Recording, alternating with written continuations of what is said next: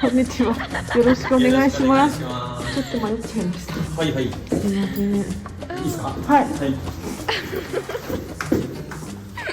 ここ一人暮らしここ一人暮らしです。いつから住んでるんですか？ここでも半年ぐらい前かな。あ、本に引っ当。越してきて、前クラプトン住んでて。いいですよね。公園近いから。そうそう、ここ結構静かだし、うん。一人で住むには十分。家具とか自分のですか？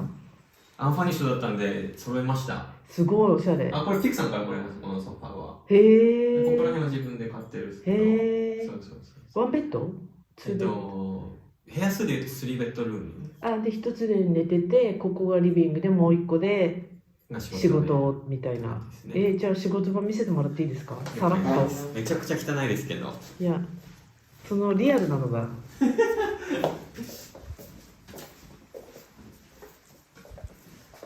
ここが仕事部屋になってて、うんでちょっと来週からイタリアで展示会があるんで、今展示会のサンプルがここにドカーンと置いてあるから、うん。めちゃくちゃ散らかってるんですけど、へえ。こういう感じで生地こうバーッとあって、うんでこっちの棚もこれ全部生地なんですけど、わあ、すごい。すごい汚いですね、マジで。いやいや、でもリアルで。そうそう。へえ。って感じで。へえ。これさらっと写していいんですか？どうぞどうぞ。ここに来たついでに。これ全部日本製ってことですよね。日本製です。すごい。こういうお仕事ってしてる人他にいるんですか？ロンドンだと聞かないですね。ああ。はい。今は、日本の会社に所属してて、うん。で、イギリスの支店を立ち上げたって感じですね。ああ、じゃあ日本からお給料もらってって感じですか？そう。へえ。日本からお給料いただいて。へえ。で、なんかこうたくんからちらっと聞いたんですけど、なんか結構大きな有名なブランドさんとかが使ってくれてる、買ってくれてる、どういう言い方すればいいんですか？でもどっちも使ってくれてるし、買ってくれてる。それはやっぱりこっちにこう来てアプローチしたからこそ、だと思ってます。そういう流れで。そう信じてる。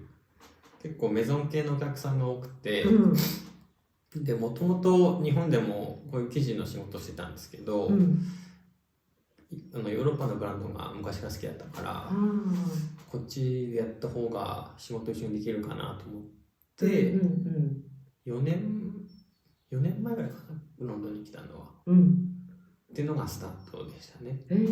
じゃあこっちで例えばなんかストックが日本にあって、なんか発注されたらこれだけのものが売れましたんでこのお客さんに送ってくださいみたいな流れですか？あ、そう、こっちで生地の提案をして、でストックがある生地と、あと作らなきゃいけない生地があって、もともとストックされてる生地だったら、もうそこから買えばいいんですけど、一緒にこう生地を作る仕事もあるので、そういうのはストックないからオーダー来ました、じゃあそこから2ヶ月かけて作ってこっち送りますみたいな感じですね。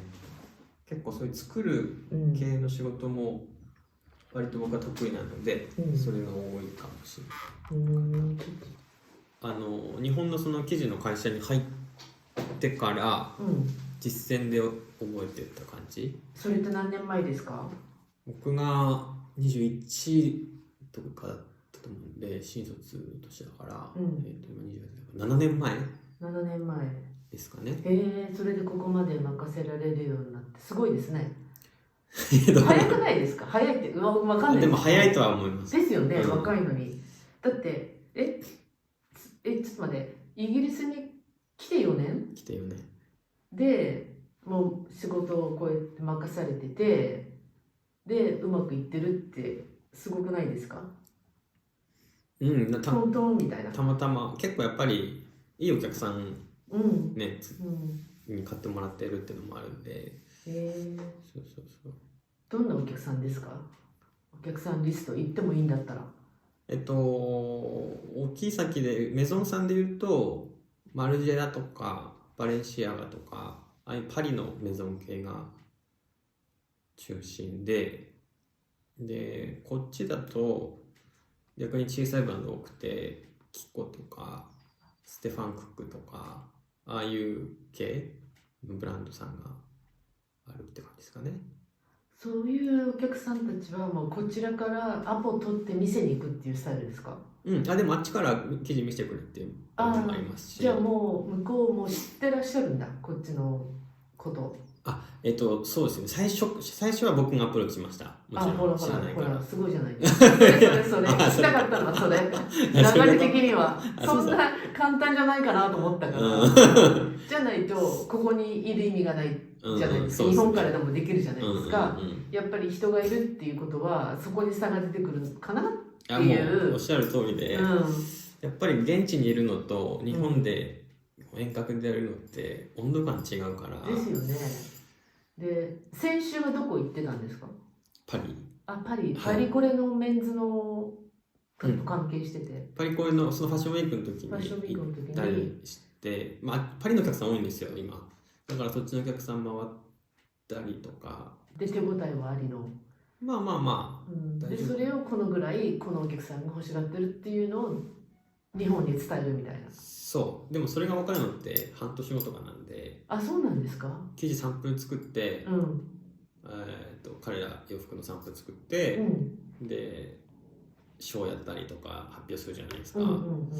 でそこからオーダー集計して、で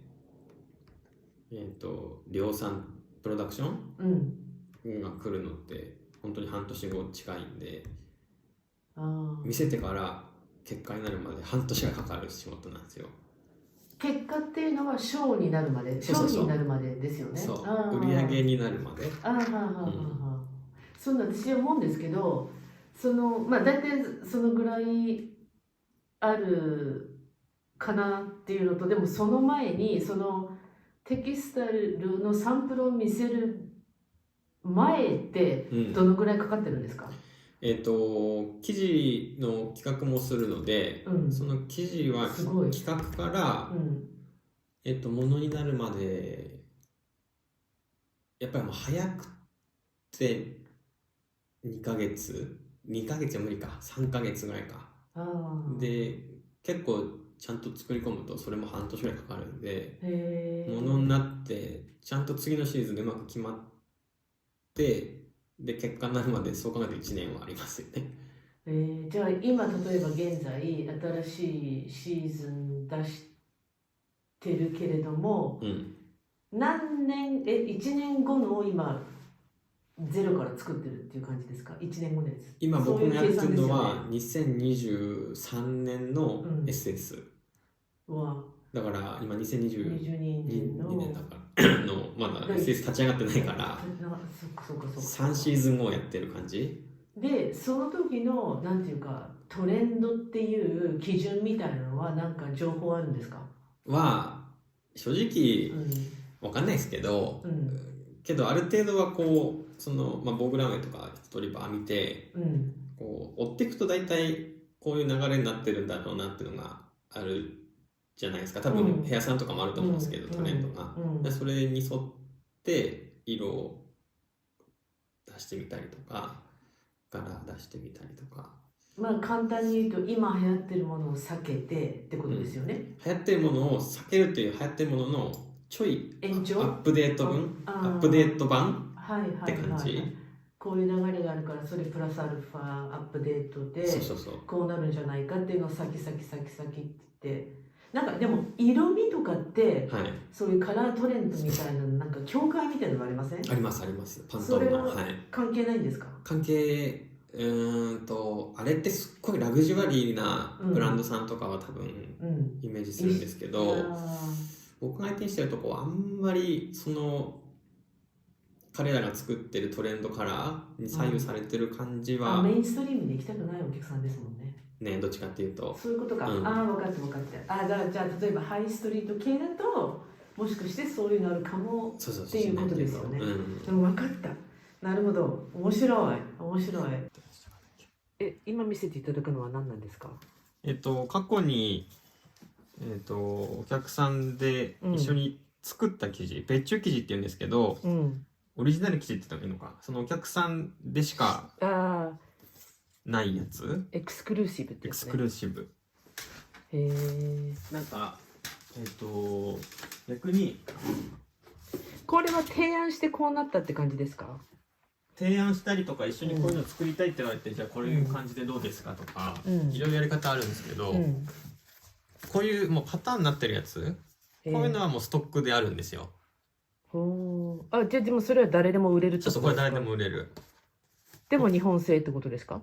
基本的には日本製で、こういうのはどのお客さんでも買っていいですよっていう生地で。でもじゃあ安めってことですか、それって、お値段的には。まあ安いものも多いし、あとはこういうベーシックなものが多い。ちゃんといろんなお客さんにはまるような。でそういうのもなんていうか、普通だったら日本のなんていうか、日本の展示会とか行かないと、目に触れられないものなんですか、基本的に。あと来週からそのイタリアの展示会って言ったのも、各世界からみんな持ってくるんだってやるのが、イタリアと大きいとかとイタリアのそのミラノとパリであるんですけど、そこに行けばまあある程度っていうか、まあ、限られたものですけど、見れる。みんなブースを持ってて並べてるってことですか？そうそうそう。へえ。そうです。それってどのぐらいの規模なんですか？今回のイタリアの展示会は全世界から300社ぐらい来るってたかな。でめちゃくちゃでかいです。ウェンブリーみたいな感じ？なんかああいうエクシビション会、幕張メッセみたいな感じ？まあそんな感じ。あれよりちょっと大きいのかな。へえ。じゃあそのなんていう、各社のブースの大きさっていうのは、結構一個一個金次第ですね。そっか、6畳ぐらいの人もいれば20畳ぐらいの場所をバーンと借りる人もいればって感じですか？ディスプレイのなんかテーブルとかにもお金かけてるみたいなのとか。そうですね。なんとなく想像つきます。そうそうそう。なるほどなるほど。お金持ちの会社は大きいところに出す。じゃあちなみにこちらはどうされるんですか？僕は一番ちっちゃいところに出す。でも場所的に隅っことか？いや場所はね、逆にリクエストができるんで。そうなんですね。すごいメイン通りのいいところとってもらいました。で日本の他の会社とかも来てて、何社ぐらい日本から来るんですか？今回は5社ぐらいしか来ないかもしれない、でももちろん知り合いですか、そういう人たち。で1社は僕のところの会社と、あともう1社は僕がエージェントやってる会社だし、あと他の会社もみんな名前は知ってる感じですかね。じゃあちょっと情報交換もあり。ゴシップもあり。そうですね。業界の。そうそう。面白い。そういう感じです。なるほど。で、こういう特注っておっしゃいましたっけ？そう、特注オリジナルっていうのは、お客さんが例えば絵を描いたりとかして、そういうこと？こういうのを作ってください。コラボみたいなこと？そう、コラボみたいな感じで、お客さんからこういう、例えばですけど、これだったらお客さんから柄が出てきたので、柄に対して僕がこういう生地でどうですかっていう元のクオリティサンプルを持ってきて、それをこう掛け合わせて工場に依頼して、作ってもらうっていうのがこういうパターンだし、で逆に言うと例えばこれとかだと、一から企画して作ったんですけど、でルメールもやり取りがあって、でルメール向けに作ったんですけど、なぜかマルジェラにはまってしまって、マルジェラで過去にやった記事なんですけど、とかそういうこともありって感じ。面白い。そう。これもマルジェラか。でこれ古くなったら捨てるんですか、こういうのって？捨てないですね。アーカイブとして取っとく。アーカイブとして取っとく。いつどうなるかわかんないから。すごい。これキコ。かわいい。でもあれですか、基本やっぱり日本のものって受けそうですよね。受けがなんかつかみが良さそうっていうか。デニムとか特に有名じゃないですか。岡山でしたよね。岡山。そういうのは有名ですけど、まあお客さんによる。やっぱり輸送費、シッピングもすごい高いんで、使えるお客さんとても限られるから高級品なんですよ。そうですよね。なんかクオリティも良さそうだし、なんかきちんと作ってるって感じ。そうですね。ものきちんと上がってくるから。なるほど。あ、じゃあそうですね。そういう、メゾン系っていう意味がわかります。はい。そんな感じでございます。で、そしたらロンドンで好きなところとかありますか？なんか日本に来た人に絶対見てってほしいとかそういうところありますか？なければいいんですけど、特に思いつかなければ、まあポンポン行きますから。ああ、美術館。美術館？どこ？テイトモダンとか？まあそういう普通のベーシックなところでいいと思います。やっぱり日本のこうコマーシャライズされた美術館と違くて、確かにね、一個のアーティストにきちんとフォーカスしてるし、ああいうのはまあロンドンだけじゃないと思いますけど、日本じゃないところ、日本以外で見れるところだなっては思いますね。じゃあ次の質問いきます。はい。今までだからじゃあ一番緊張した仕事って何ですか？緊張した仕事、その一番とかないか？緊張した仕事はこっち来て初めてやったキコの仕事ですかね。4年前に初めて来て、でニコラス・デイリーとキコ・コスタディノフ、ここは僕が来たタイミングからずっと一緒にやってもらってて、で最初の来てまだ、英語ある程度喋りましたけど、そんなにこっちで経験ゼロの状態で、オリジナルの記事を初めて一緒に作ったんですよ。でそれはめちゃくちゃ緊張したかも。しかもすごい特殊な記事だったから、で専門用語わかんないし、それは結構緊張しましたね。だからキャットウォーク、読んでもらって見た時はすごいめちゃくちゃ感動した。それいいお話ですね。なるほどなるほど。あとは本も好き。ご覧の通り。本はもう日本の小説しか読まないですけど。そうなんだ。なんかおすすめありますか？最近は、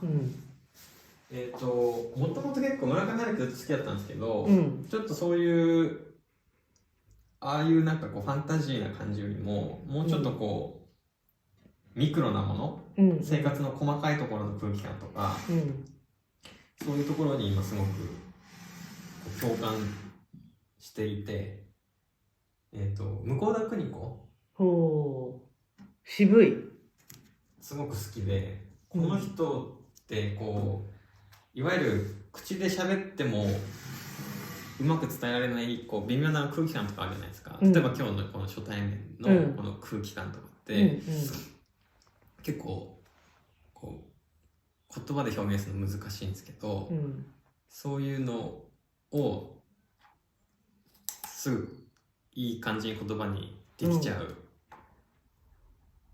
人、めちゃくちゃすごい。